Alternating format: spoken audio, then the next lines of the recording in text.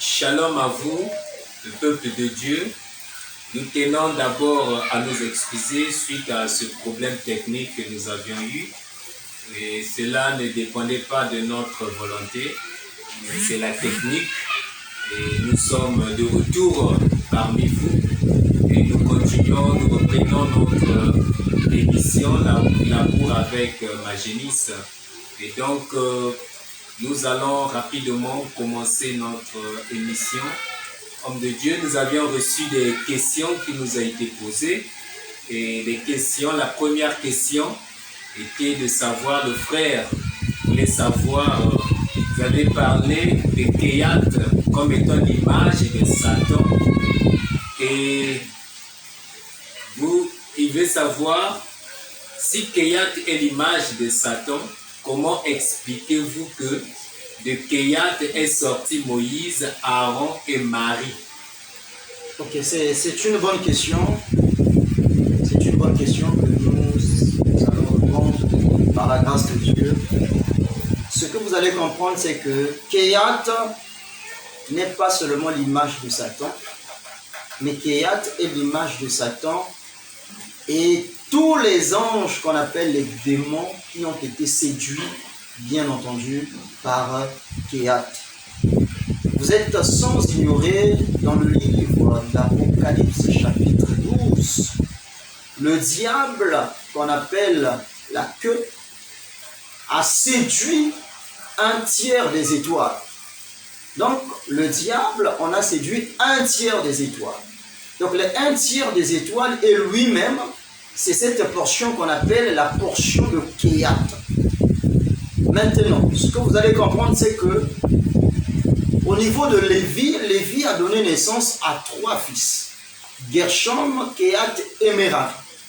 Maintenant, si nous entrons dans la famille de Kéatites, vous allez comprendre avec moi selon le livre d'Exode chapitre 6, Kéat a donné naissance à 4 fils. Le premier, c'est celui qu'on appelle Amram. C'est d'Amram qui est sorti Moïse, la sœur de Moïse et Aaron. Et ensuite, il y a eu Jithiar, Hébron et Uzuel. Donc, les 4 fils de Kéat. Vous allez comprendre avec moi, parmi les anges que Dieu a créés, le seul ange à qui Dieu en a donné la dignité d'être appelé le chérubin protecteur aux ailes déployées furent celui qu'on appelle aujourd'hui le diable. Si vous lisez avec moi dans le livre d'Exode, Ézéchiel chapitre 28, le verset 14. On peut lire ça rapidement. Ézéchiel chapitre 28, prenons le verset 14. Il est écrit: tu étais un chérubin protecteur aux ailes déployées. Je t'avais placé et tu étais sur la sainte montagne de Dieu. Tu marchais au milieu des pierres étincelantes. Donc, il marchait au milieu des pierres étincelantes. Voilà pourquoi il est appelé le chérubin protecteur aux ailes déployées. Parce que Dieu ne fait que répéter ce qu'il a fait même au temps de Salomon. Vous allez comprendre avec moi, au temps de Salomon, on a placé les chérubins au milieu de la maison. Donc les chérubins se tiennent toujours au milieu. C'est par là on a donné cette portion-là à Satan, celui qu'on appelle Satan aujourd'hui. Sinon, au commencement, il n'était pas Satan. Au commencement, il n'était pas le diable. Au commencement, il n'était pas le dragon. Donc, ces noms-là, il en a hérité après la chute. C'est par là que vous allez comprendre, même dans le livre d'Ésaïe chapitre 14. Il est appelé qui? Il est appelé fils de l'aurore et astre brillant. Bien que ce sont les deux noms par rapport aux deux missions qu'il doit accomplir dans le temps. Je crois que Dieu nous fera grâce, on va revenir sur ça. Lorsque nous parlerons dans les détails, notamment cette portion-là de 1/3 que l'ennemi a eu à séduire. Mais sinon, vous allez comprendre avec moi, Lévi a donné naissance à 3 fils. Lévi est mort à l'âge de 137 ans. Et Amram aussi est mort à l'âge de 137 ans. Donc Amram est mort au même âge que son père Lévi. Et cela n'était pas en vain. Parce que le Seigneur fait toutes choses pour un but. C'est par là, vous allez comprendre avec moi, c'est de cette famille que le Seigneur en a prélevé les sacrificateurs. Parce que les sacrificateurs sortaient bien entendu de la famille d'Amram. Mais d'Amram, le Seigneur en a choisi seulement Aaron. C'est par là que nous allons rejoindre pour expliquer la deuxième question du frère, oui, en ce qui concerne l'attachement par rapport à Lévi. Lévi d'abord par la bénédiction prophétique de Moïse, même par son nom, la signification de son nom. La maman dira que cette fois-ci, mon mari s'attachera à moi. Donc Lévi par Lévi, nous voyons l'attachement. Alors que dans les Écritures, lorsqu'on parle de l'attachement, on fait allusion au fil ou encore au corps. Non, parce qu'il y a une différence entre la corde et... Je suis dans le livre de Job, chapitre 38. Job, chapitre 38, le verset 31. Job 38, verset 31, nous disons, n'es-tu les liens des Pléiades ou détaches-tu les cordages de l'Orient? Amen. Donc, dans les liens, dans le fil, on a ce qu'on appelle par des liens et on a aussi ce qu'on appelle par des cordages. Les liens, ce sont les petits fils. Par contre, les cordages, c'est le gros, si on peut le dire ainsi. Donc, les cordages sont plus gros que les liens. Par contre, les liens, ce sont les petits. C'est par là que vous allez comprendre aussi, dans cette famille des Lévites, le Seigneur en a séparé en deux. Il y a ceux qu'on appelle les Lévites et il y a d'autres qu'on appelle les sacrificateurs. Les sacrificateurs, c'est ce que l'Écriture appelle par des cordages ou encore le gros lien. Et par contre, les Lévites, c'est ça ce qu'on appelle par des petits liens.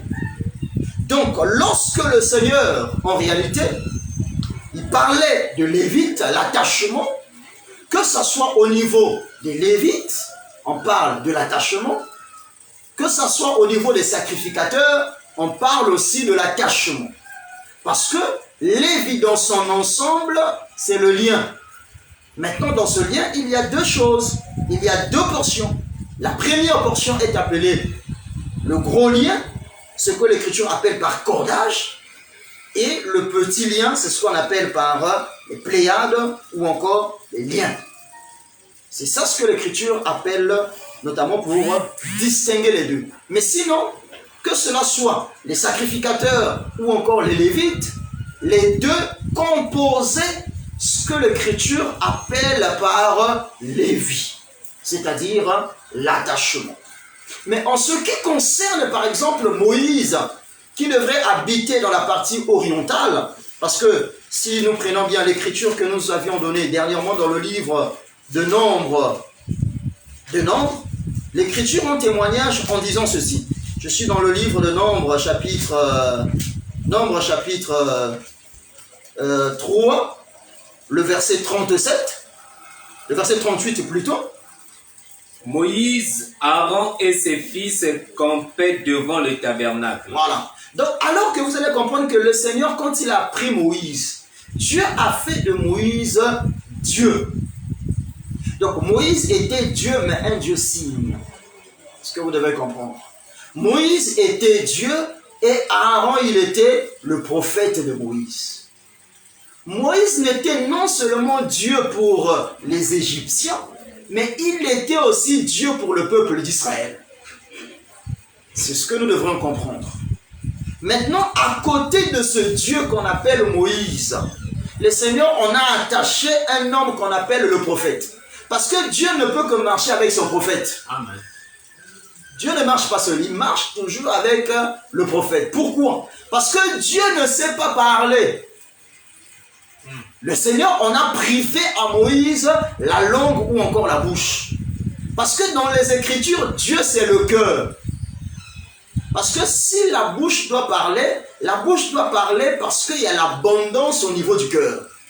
C'est par là que vous allez comprendre, même dans le livre de Malachie chapitre 4, le Seigneur ne dit pas que je vous enverrai Moïse, non. Il dit je vous enverrai Élie. Parce que Élie c'est l'image d'Aaron. Parce que Aaron c'est lui la bouche, mais le Seigneur Jésus-Christ a prêché dans les évangiles, c'est par l'abondance du cœur que la bouche parle. C'est qu'il y a préalable d'abord l'abondance du cœur. L'abondance du cœur, c'est ça ce qu'on appelle par Dieu. C'est-à-dire par ce qu'on appelle par Moïse. Moïse, c'est le cœur. Maintenant, dans ce cœur, Dieu doit mettre les paroles, c'est-à-dire l'abondance du cœur. C'est alors que pour que la bouche parle, il faudrait que la bouche soit attachée au cœur. C'est tout simplement pour nuancer la différence qui existe entre Moïse et Aaron. Donc Aaron comme prophète, en lui, il doit donner naissance aux 4 fils. Vous allez même comprendre que lorsque Moïse est arrivé pour délivrer les enfants d'Israël, il était marié. Parce que quand il était célibataire, le peuple ne l'a pas écouté. Parce que le peuple d'Israël ne peut pas écouter un célibataire. Amen. En tout cas, que Dieu vous bénisse richement. Amen. C'est lorsqu'il est devenu marié, c'est alors que le peuple n'a pas cherché à lui poser des questions. Qui t'a établi chef sur nous? C'est par là que vous allez comprendre. En réalité, Moïse, c'est aussi l'image de Jésus. Il est venu chez les siens ne l'ont point reçu, donc les siens l'ont rejeté. C'est alors que le Seigneur a tourné les regards vers les nations. Après qu'il aura fini sa mission avec les nations, le Seigneur doit retourner dans la maison d'Israël.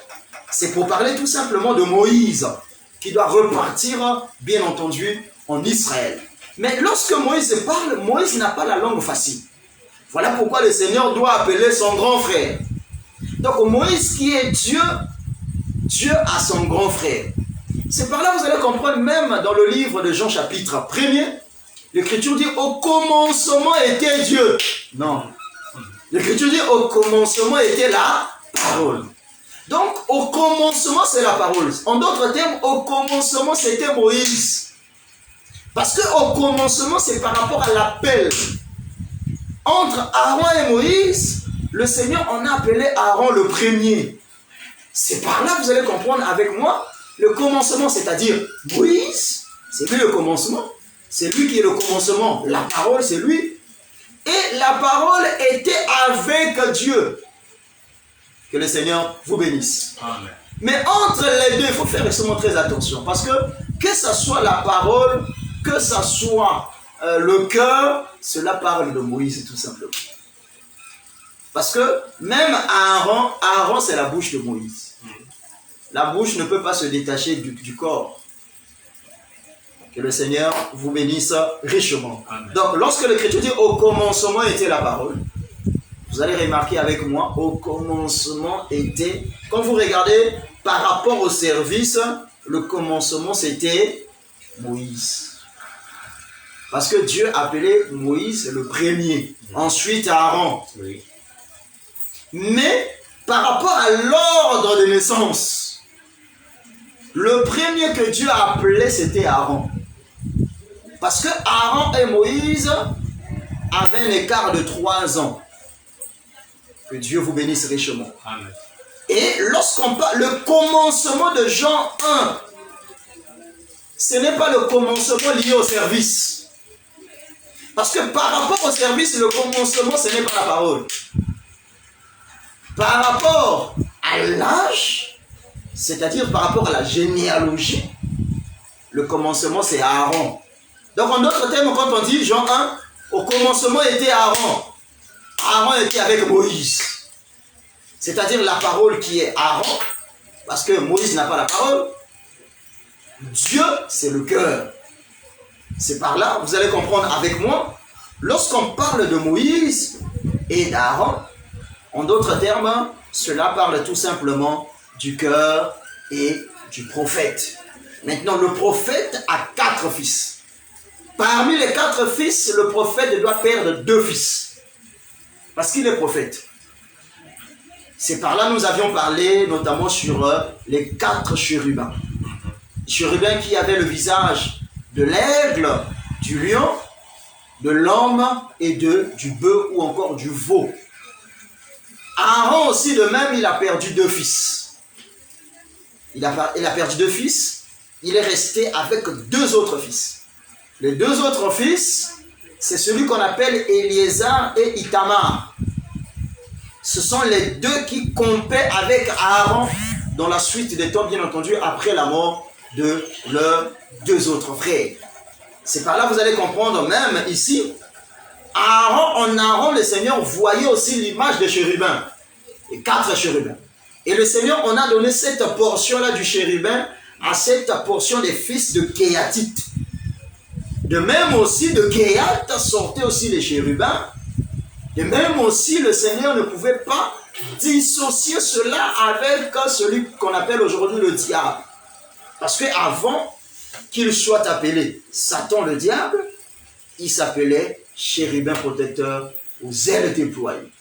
Voilà le pourquoi il porte la même nature que Dieu. Amen. Mais en passant seulement, ça je crois on en parlera après.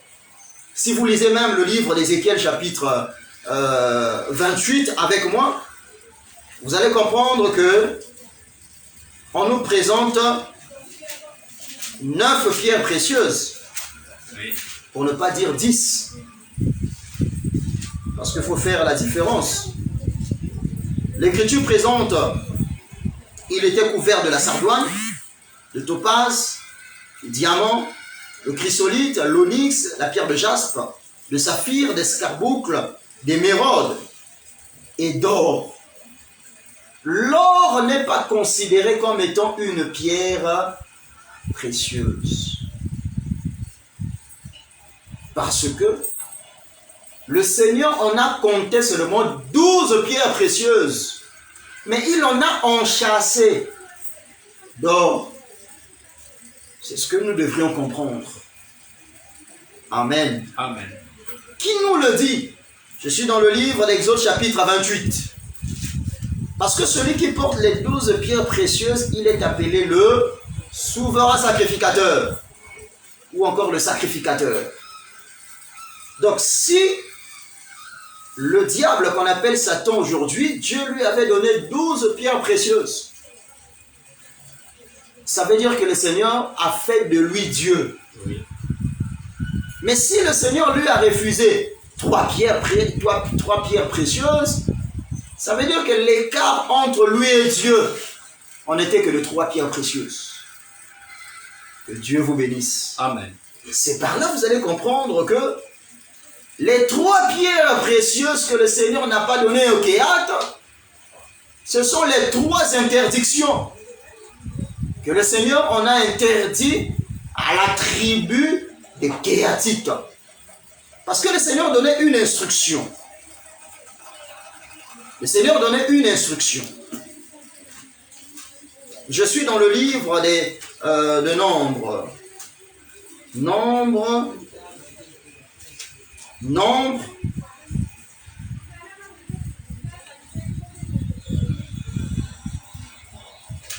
Je suis dans le livre de Nombre, chapitre 4. Vous voyez? Le verset 17. L'Éternel parla à Moïse et à Aaron et dit: N'exposez point la race des familles des Kéhatites à être retranchée du milieu des Lévites. Donc, exposer les fils de Kéhatites. Si les Kéhatites sont exposés, ça veut dire qu'ils seront retranchés. Amen. Vous ne vous posez pas la question pourquoi le Seigneur a retranché le diable de la montagne sainte. Je suis dans le livre d'Exode d'Ézéchiel chapitre 28. C'est que Dieu voyait déjà, quand il sera exposé, Dieu va le retrancher. Oui, continuez. Faites ceci pour eux, afin qu'ils vivent et qu'ils ne meurent pas. et qu'ils ne meurent point. Voilà. Quand ils s'approcheront du lieu très saint, Aaron et ses fils viendront, et ils placeront chacun d'eux à son service et à sa charge. Ils n'entreront point pour voir envelopper les choses saintes, de peur qu'ils ne meurent. Voilà. Donc, Dieu ne leur a pas permis de voir les choses saintes. Amen. S'ils voient les choses saintes, ils feront comment? Ils mourront. Premièrement, c'est ça. Deuxièmement, ils ne sont pas appelés. Ils ne sont pas appelés à se placer eux-mêmes.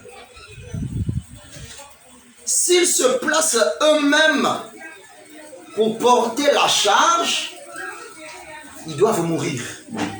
Le verset 19, là, nous venons de lire. Le verset 19 dit, « Faites ceci pour eux afin qu'ils ne vivent et qu'ils ne meurent point. Quand ils s'approcheront du lieu très saint, Aaron et ses fils viendront et ils placeront chacun d'eux à son service et à sa charge. » Amen. Donc les Kéatites ne devraient pas dire, nous on vient, on va porter tel matériel, telle chose, tel ustensile. Non. C'était une interdiction formelle que le Seigneur en avait donnée aux fils de Kéatites. Donc par là, nous comprenons que ils ne peuvent pas se mettre, ils ne peuvent pas se nommer et à commencer à travailler d'eux-mêmes. C'est par là nous disons ceci, ceux qui veulent se faire serviteurs, ils n'hériteront pas le royaume. Amen. Parce qu'ils doivent être appelés par Dieu. C'est-à-dire ici, les Kéatites doivent être appelés par les fils d'Aaron. Si les fils d'Aaron ne les appellent pas, ils n'approcheront pas. Amen. Troisièmement, on ne peut pas les exposer. C'est par là que vous allez comprendre qu'il y a eu trois choses.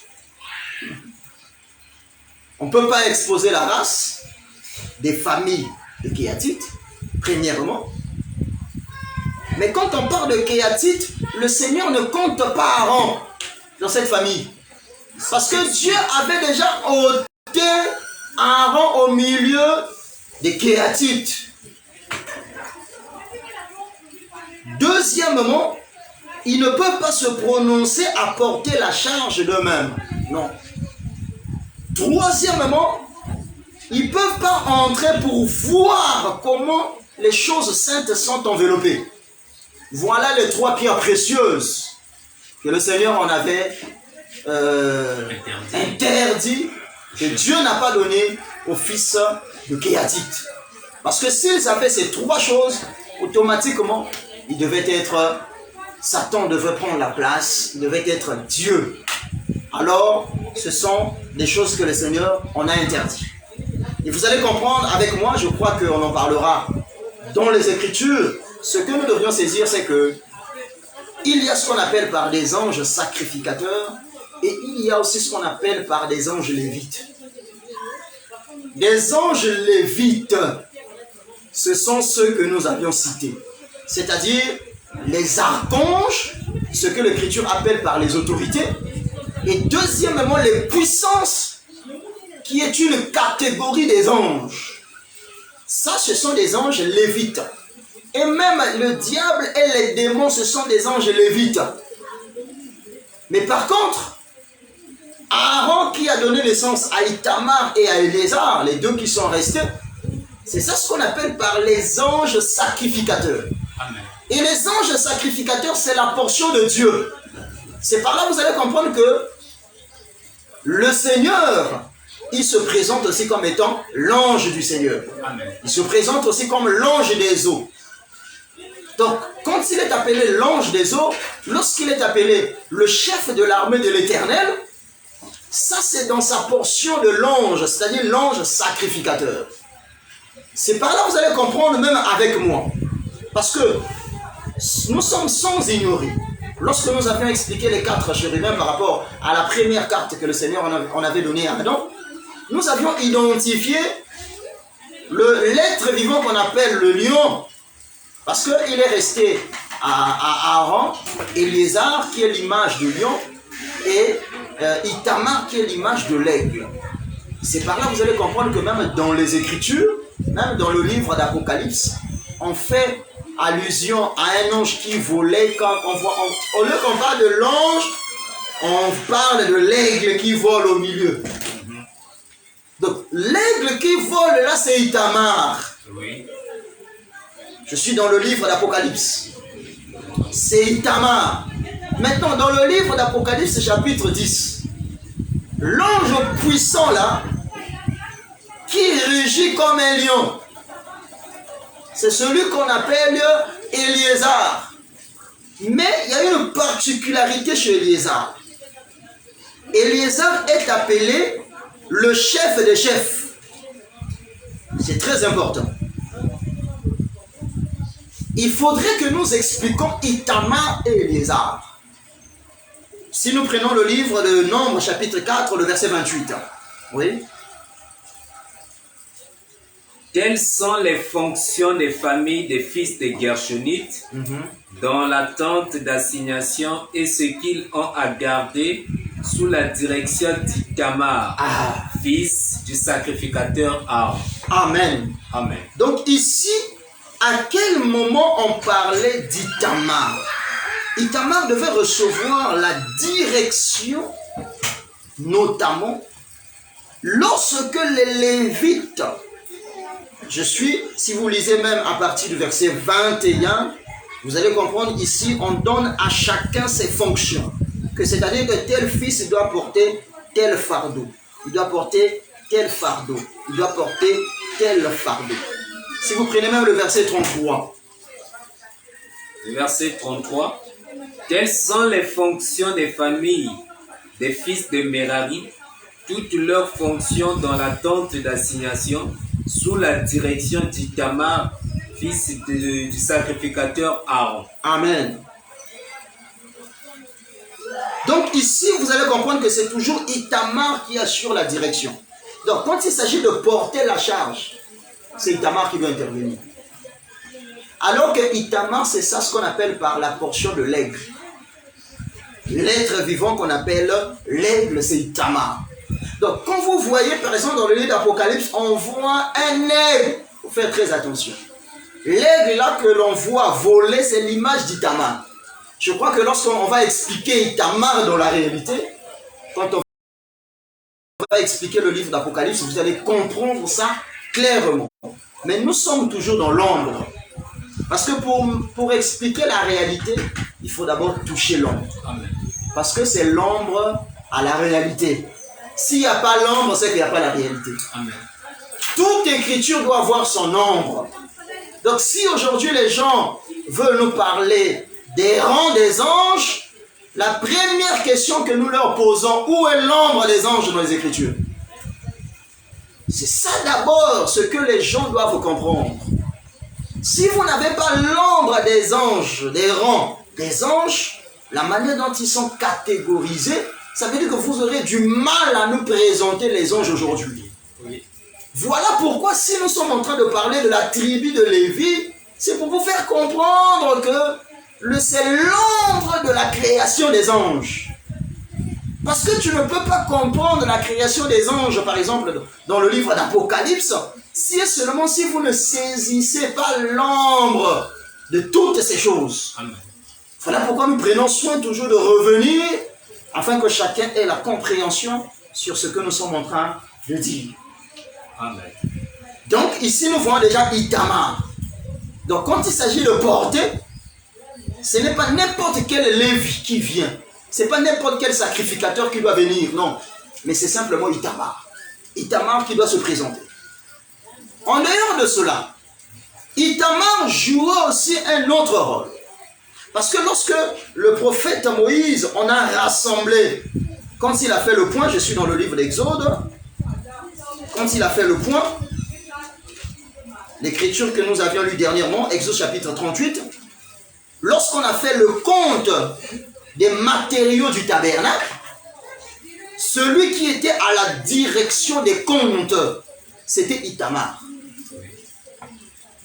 Donc, à la direction des comptes du tabernacle, c'est lui qui doit être à la direction des comptes. Tel a envoyé telle chose. c'est Itamar qui avait la direction et la responsabilité de ces choses-là.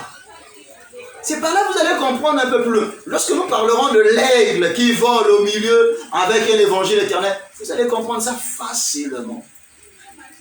En tout cas, que Dieu vous bénisse richement. Amen. Maintenant, qui est Éliézar? Éliézar, selon les Écritures. Parce que nous devons parler selon les Écritures. Éliézar, je suis toujours dans le livre de Nombre, chapitre 4, le verset 16. Oui. Nombre 4, verset 16.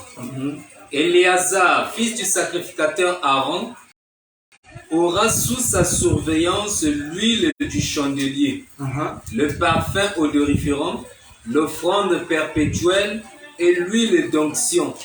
Il aura sous sa surveillance tout le tabernacle et tout ce qu'il contient, le sanctuaire et ses ustensiles. Amen. Donc Éliézar, lui, doit veiller. Il doit surveiller l'huile du chandelier. Pourquoi cette portion, on n'a pas donné ça à Itamar? On a donné ça seulement à Éliézar. Éliézar, il avait la fonction, on lui appelait son nom le chef des chefs. Le chef de chef, c'est celui qu'on appelle le lion. Donc Éliézar devait avoir la surveillance de l'huile du chandelier, même le parfum. C'est lui qui doit veiller sur le parfum. Il doit veiller sur le parfum. Il doit aussi veiller sur l'offrande perpétuelle. Amen. Ah, que Dieu vous bénisse. Amen. L'offrande perpétuelle, c'est cette offrande-là qu'on offrait chaque matin, chaque soir. Amen. Et l'huile d'onction. Il devrait veiller aussi sur l'huile d'onction. Le Seigneur nous fera grâce quand on parlera de la composition de l'huile d'onction. Mais lui, il doit veiller sur la contenance de l'huile d'onction. Est-ce que Sili, est-ce que Zali, c'est lui qui doit veiller. Quand on parlera sur les 10 vierges, vous allez comprendre toutes ces choses. Amen. Au-delà, en dehors de ça, je suis dans le livre de Nombre, chapitre 3, le verset 32. Nombre chapitre 3, verset 32.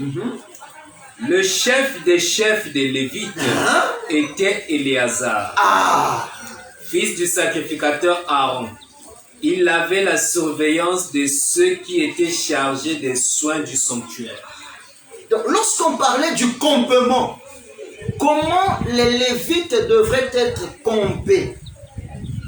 Celui qui avait la lourde mission de veiller sur le campement, c'était Éliézar. Éliézar, c'est celui qu'on appelle par le chef des chefs. Le chef des chefs des Lévites. C'était Éliézar. Amen. Le chef des chefs. Bien que Itamar est un chef, mais il est sous la direction d'Éliézar. Parce que vous allez comprendre un peu plus tard, lorsque Aaron est mort, on n'a pas pris Itamar, mais on a pris Éliézar pour le remplacer. C'est par là que vous allez comprendre avec moi aujourd'hui même. Si on remplaçait les sacrificateurs, c'était à cause de la mort.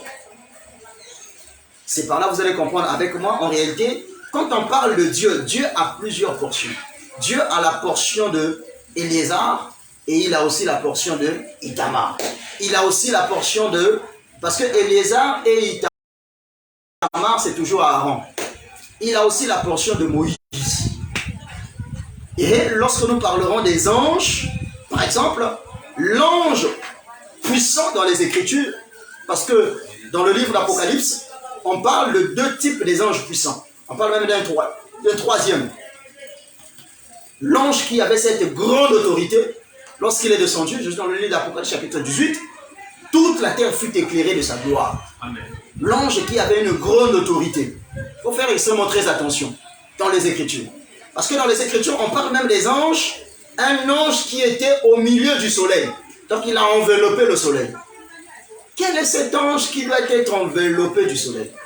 Dans les Écritures, nous allons vous donner l'ombre de cet ange-là. Parce que s'il n'y a pas l'ombre, on aura du mal à prêcher le livre d'Apocalypse. C'est cette information que nous vous donnons d'abord. C'est par là que nous disons même aux gens, vous qui posez des questions, avant de poser des questions, il faut tenir compte aussi de l'ombre. Donc lorsque nous parlons de l'ombre, c'est pour vous faire d'abord comprendre que si Dieu n'a pas prophétisé là-bas, parce que Dieu parle toujours à plusieurs manières et à plusieurs reprises en touchant les prophètes. En tout cas, que le Seigneur vous bénisse richement. Amen. Donc pour synthétiser tout ce que nous venons de dire, il y a ce qu'on appelle par des anges sacrificateurs. Ça, c'est la portion qui revient à Dieu. C'est là où nous avions parlé de Moïse. C'est là où nous avions parlé du lion par rapport à Éliézar. Parce que l'ange puissant, il parlait comme un lion. Il parlait comme un lion. Et ses pieds aussi, c'est très important. Et l'ange qui vole comme un aigle, c'est Itamar. Itamar, quant à lui, il est dans le résumé des contes du tabernacle. Donc, quand on parlera de la sortie du prophète, par rapport à son voyage, par rapport à Dieu, qui quitte l'éternité pour commencer à créer dans le temps, la création des 6 jours, c'est par là que vous allez comprendre que, par rapport à cela, qui doit porter telle chose, celui qui dirigeait cette portion-là, c'était Itamar. C'est par là que nous disons même que quand Dieu a créé d'abord des éléments pour placer dans la création visible les 4 éléments que nous avions vus, c'est-à-dire la pierre, la terre, les eaux et les ténèbres, le Seigneur en a créé à l'éternité. Et celui qui était à charge de diriger cette opération-là, de porter, c'était l'aigle, c'est-à-dire Itamar. Et l'aigle là, c'est toujours Dieu lui-même. Et quand on parle même d'Éliézar, c'est-à-dire comment les anges doivent camper, c'est là où on fait allusion, on parle d'Éliézar. Parce que Éliézar, c'est dans le campement. Ce n'est pas en vain. Lorsque Balaam, il voyait Israël marcher dans le campement, quand il a vu Israël dans le campement, il a dit une chose qui est très importante. Il a dit, je ne perçois pas l'iniquité. Parce que dans le campement, on voit Éliézar. Parce que Éliézar doit assurer la marche dans le campement. Dieu nous fera grâce quand on parlera des différents types de campements. Par la grâce de Dieu, notamment par rapport à la lecture des corps angéliques, par la grâce de Dieu, en tout cas que Dieu bénisse richement. Amen. Vraiment, nous sommes richement bénis et nous avions compris qu'aujourd'hui aussi nous avons des serviteurs Keyat qui sont venus d'eux-mêmes, qui se sont placés d'eux-mêmes dans le service. Donc si tu te retrouves dans une église où il y a un serviteur Keyat, comprends que le ciel est fermé pour toi. Exactement. Tu es dans la famille des Kéatites, des démons qui ne verront pas le Seigneur. Amen. Et homme de Dieu, nous tendons déjà vers la fin, mais une question doit être posée. Toujours dans la marche des interdictions qu'on avait données à Keyat. Donc, quand nous voyons aussi dans le livre de Nombres, chapitre 7, là-bas aussi nous voyons une interdiction. On voit que Moïse doit interdire à Keyat les chars et les bœufs. Et tout ça là aussi, ça rentre toujours dans le cadre des interdictions que vous avez citées pour Keyat. D'abord, dans le livre de Nombres, chapitre 7, Moïse dit ceci. Parce que celui qui a fait le partage, c'est Moïse. C'est Dieu qui fait le partage, comme étant Moïse. Le Seigneur, il a donné aux Gershonites 2 chars et 4 bœufs. Nombre 7, 7. 2 chars et 4 bœufs. Au fils de Merari, c'est le double. Donc, 4 chars et 8 bœufs. Mais, quand Moïse donnait ça, c'était toujours sous la conduite d'Itamar. Amen. Donc, Itamar doit assister au partage des chars et des bœufs. Voilà pourquoi si vous parlez aujourd'hui de l'ange qui doit voler comme un aigle. Si vous ne touchez pas ces choses, c'est qu'on est malheureux. Amen. Il faut toucher ces choses. On voit les prédicateurs qui touchent Apocalypse 14. Quand on dit que l'ange là, il volait pour aller au soleil levant, c'est pour sceller les 144 000 morts. C'est Itamar. Donc il va aller donner les chars. En tout cas, que Dieu vous bénisse. Verset 9. Mais il n'en a donné point aux fils de Kehat. Parce que selon leur fonction, ils devaient porter les choses saintes sur les épaules. Amen. Ouais, leur situation était déjà scellée. Moïse ne leur a pas donné ça, tout simplement parce que il était de leur devoir de tout porter sur les épaules. Dans les Écritures, lorsqu'on donne à quelqu'un l'épaule, ça veut dire qu'on lui donne la charge. Et il y a aussi une autre explication. Je suis dans le livre de Genèse, chapitre, je crois, 49, la bénédiction prophétique.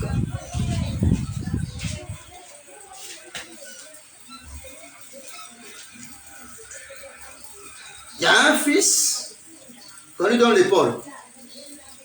C'est ça, non? Je suis dans le livre de Genèse, chapitre 49. Prenons le verset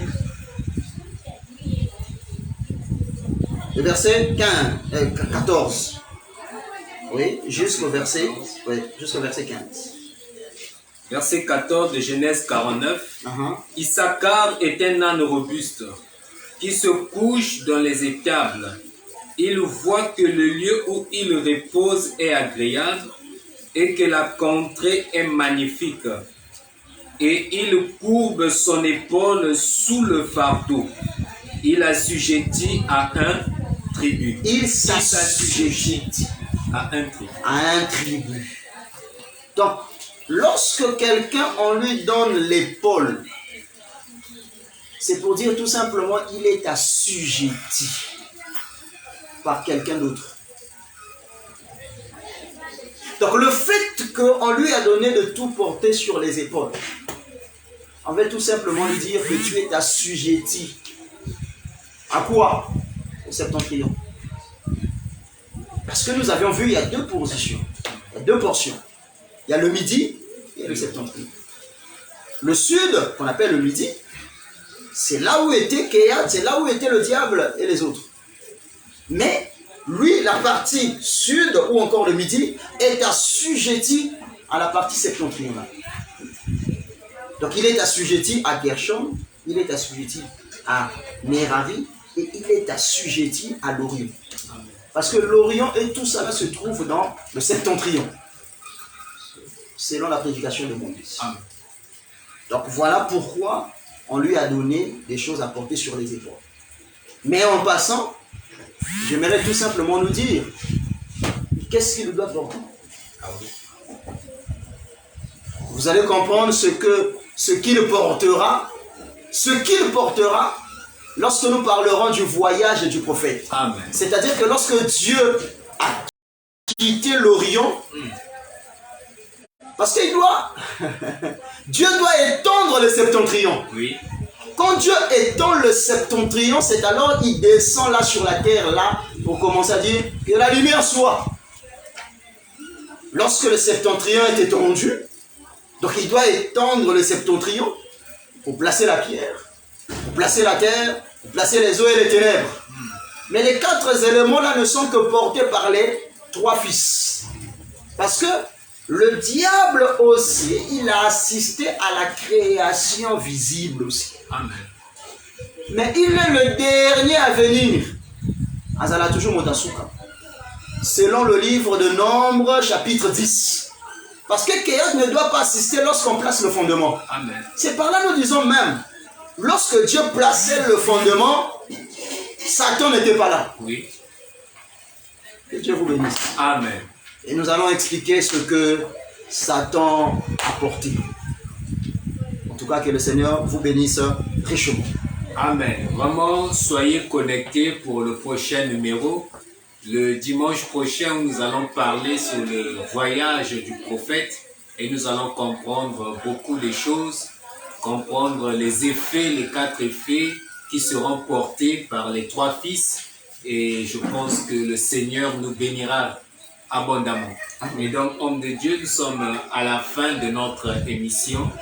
Quel mot pouvez-vous adresser à tous ceux qui nous suivent en ligne? Alors, d'abord que Dieu vous bénisse. Amen. Parce que vous êtes nombreux à nous écrire et nous sommes reconnaissants par la grâce du Seigneur. Et par la grâce de Dieu, je crois que le Seigneur nous fera davantage du bien. Nous disons que le Saint-Esprit a son rôle, les anges aussi ont leur rôle. Amen. Si beaucoup de gens ne voient pas la manifestation de la puissance de Dieu, même dans leur ministère, c'est parce qu'ils rejettent aussi cet enseignement, notamment sur les anges. Et vous le savez, sans les anges, il n'y aura pas la moisson. Parce que les anges sont appelés les moissonneurs. C'est très important. Même sans les anges, Jésus ne devrait pas être ressuscité d'entre les morts. C'est par là que vous allez comprendre que le tremblement de terre là qu'il y a eu, lors de la résurrection de Jésus, l'Écriture dit que c'était par la descente de l'ange. Donc lorsque l'ange est descendu, c'est par là qu'il y a eu le tremblement de terre, la résurrection de Jésus. Donc nier cet enseignement, je sais qu'il y a eu beaucoup de choses qui se sont introduites, notamment dans ces choses, dans la création des anges, et les gens sont allés tellement très loin, ils ont abandonné le vrai enseignement, ce que nous sommes en train de vous présenter sur les anges. Ils se sont attachés à des fables, à des choses qui n'ont rien à voir, notamment avec, parce qu'il y a ce qu'on appelle par les anges élus. Et nous sommes en train de parler des anges élus, par la grâce de Dieu. Amen. Et par la grâce de Dieu, vous comprenez avec moi aussi, il y a des anges sacrificateurs et il y a aussi des anges lévites. Et nous avions dit que les anges sacrificateurs, c'est ça la portion de Dieu. C'est-à-dire Dieu qui se manifeste comme un ange. C'est-à-dire qu'il se manifeste comme étant l'ange de l'Éternel. Il se manifeste comme étant le chef de l'armée de l'Éternel. Il se manifeste comme l'ange des eaux. Donc ce sont toutes ces significations-là qu'on appelle l'ange comme sacrificateur. Mais il y a aussi les anges ordinaires, ce que nous pouvons appeler ça comme ça, par un langage simplifié, des anges ordinaires, c'est-à-dire ce sont les autres anges que vous connaissez. C'est-à-dire les archanges et les puissances. C'est ça ce qu'on appelle par les anges ordinaires. Et le diable en faisait partie des anges ordinaires. Mais dans la dernière catégorie, donc avec moi un souka vraiment. Donc voilà pourquoi il ne pouvait pas résister devant les archanges, selon le livre d'Apocalypse chapitre 12. En tout cas, que le Seigneur vous bénisse richement. Posez vos questions. Nous avions un numéro 242 05 740 45 43. Laissez vos questions par la grâce de Dieu. Vos questions nous seront parvenues et nous allons expliquer par la grâce de Dieu. Ce que nous ne connaissons pas, nous vous dirons ouvertement, là, Dieu ne nous a pas encore révélé. Et parce que la fidélité, c'est très important. Amen. Nous ne parlerons si et seulement si Dieu nous a donné l'autorisation. Donc ce que nous sommes en train de dire là, Dieu nous a donné l'autorisation. Voilà pourquoi nous parlons. Et si nous avions cru, voilà pourquoi nous parlons. Amen. Que Dieu vous bénisse richement. Amen. Vraiment, nous prenons rendez-vous pour le dimanche prochain à la même heure, à 15h. 15h pile, nous commençons déjà l'émission. Soyez massifs, soyez nombreux de partager les vidéos, commenter, laisser un commentaire. Et je crois que le Seigneur se souviendra également de vous. Et donc, nous nous retrouvions dimanche. À la prochaine. Soyez bénis.